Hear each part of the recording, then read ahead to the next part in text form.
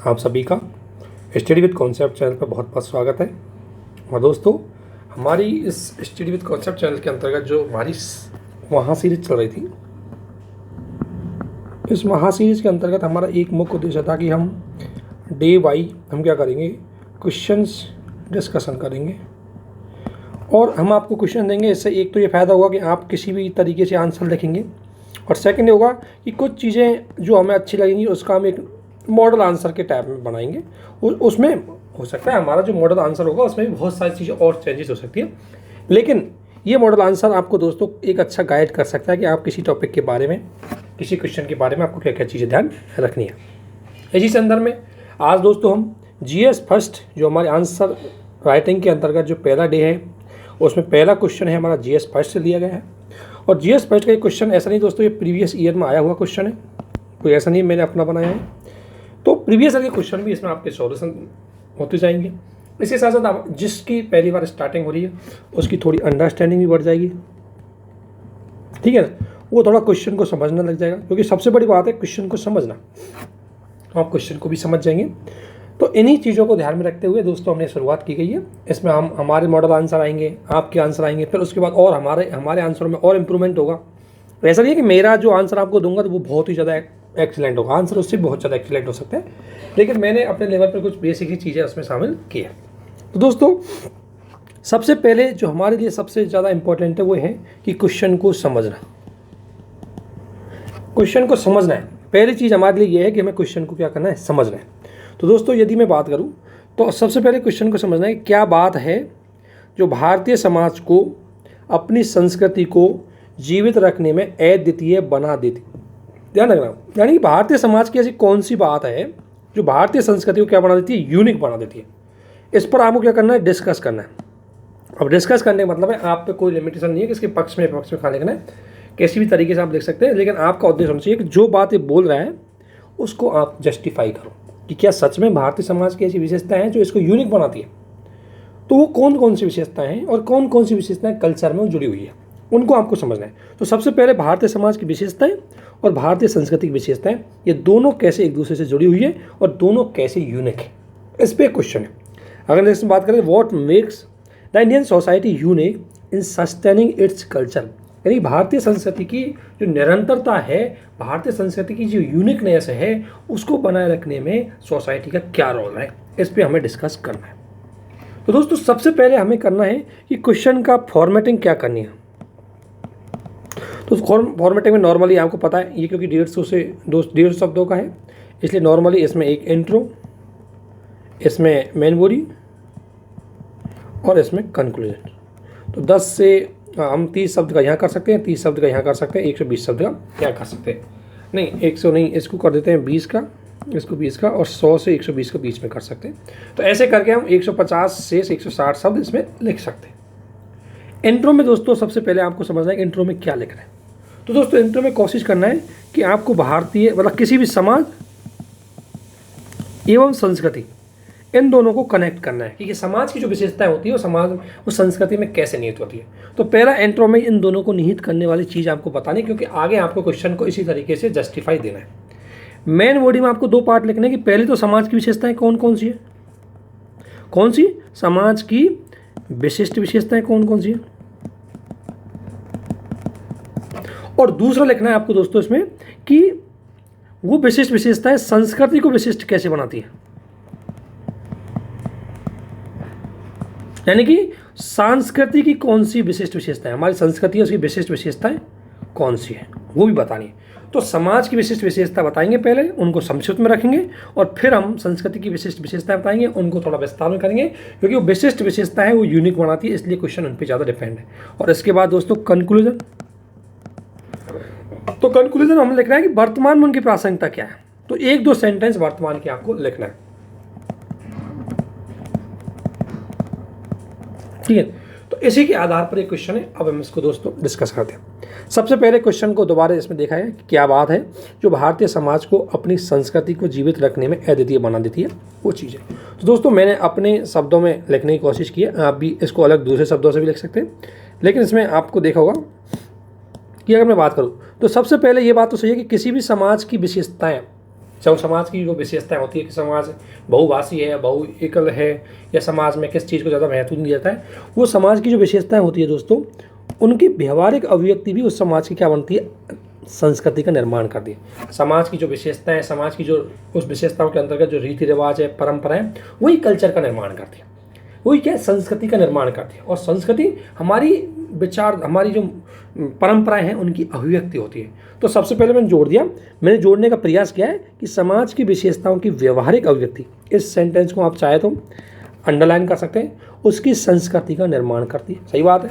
कि हमारे समाज की जो विशेषताएं हैं कि एकल परिवार है, बहुभाषी समाज है, विभिन्न धर्म है, पितृसत्तात्मक समाज है, उसी हिसाब से हमारी कल्चर बनती है कि हमारे कल्चर में पितृत्व को महत्व दिया जाता है, हमारे कल्चर में विविधता को महत्व दिया जाता है, हमारे कल्चर में समन्वयता को महत्व दिया जाता है। तो इस प्रकार समाज किसी संस्कृति का निर्माण करता है।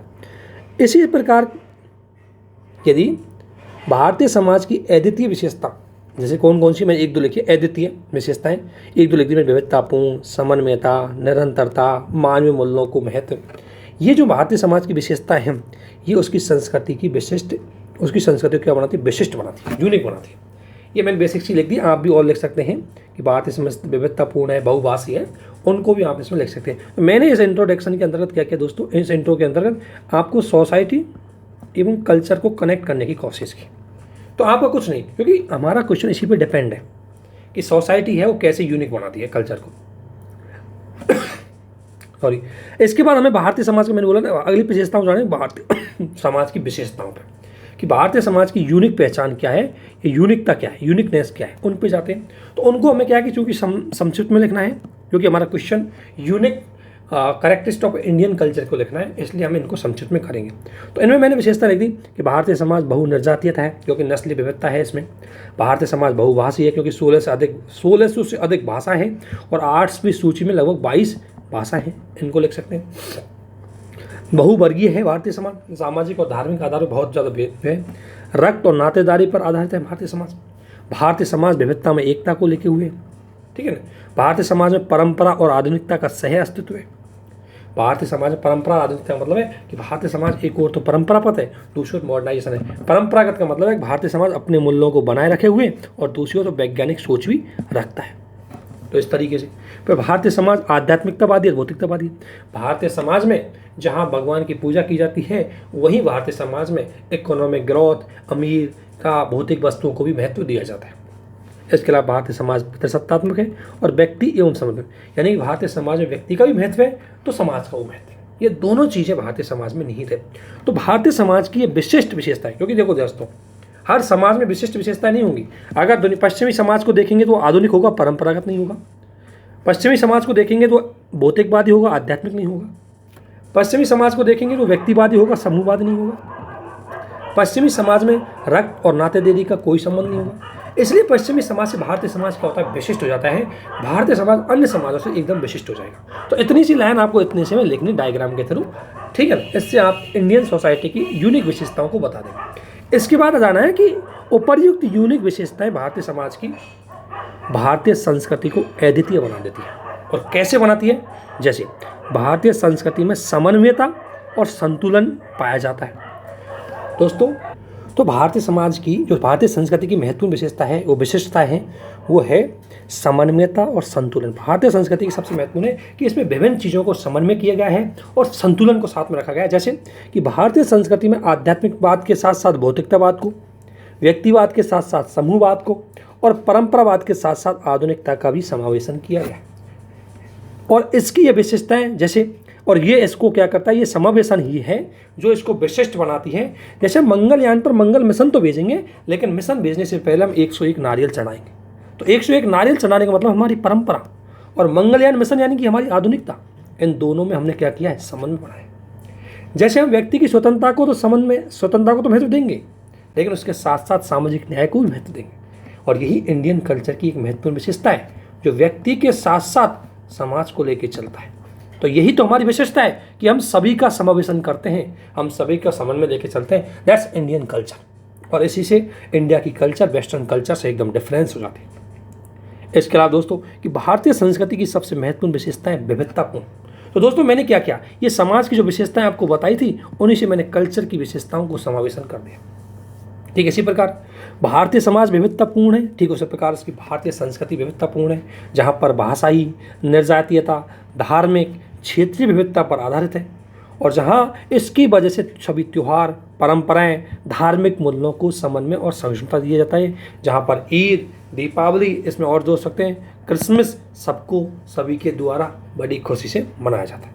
ठीक है, तो भारतीय संस्कृति मुख्य रूप से इसकी विविधतापूर्णता के लिए भी बहुत ज़्यादा फेमस है। इसमें विविधतापूर्णता के साथ एकता भी मैं जोड़ सकता था, तो उससे भी भारतीय संस्कृति की विशेषता होती है।